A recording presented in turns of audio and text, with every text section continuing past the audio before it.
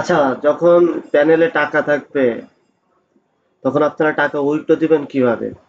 আচ্ছা, ফার্স্টে আমরা দেখি এইখানে যে অ্যাকাউন্ট নাম্বার দেওয়া আছে, আপনারা যখন অ্যাকাউন্টে প্রবেশ করবেন তখন এই যে পেমেন্ট নাম্বার আছে এইখান থেকে আপনার এই যে অ্যাকাউন্ট নেম বিকাশ, আপনাদের যেটা দিচ্ছেন বিকাশ, এখানে আপনাদের বিকাশ নাম্বার দেবেন।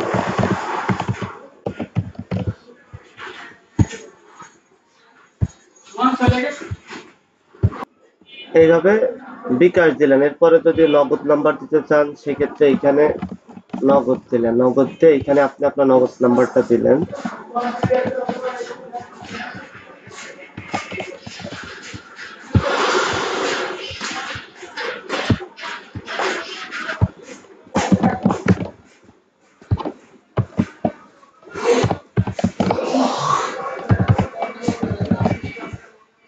আচ্ছা, আমরা নগদ, বিকাশ, রকেট, উপায়, আমরা চারটা যে পেমেন্ট মেথড আছে সবগুলোতেই কিন্তু আমরা পেমেন্ট দেয়।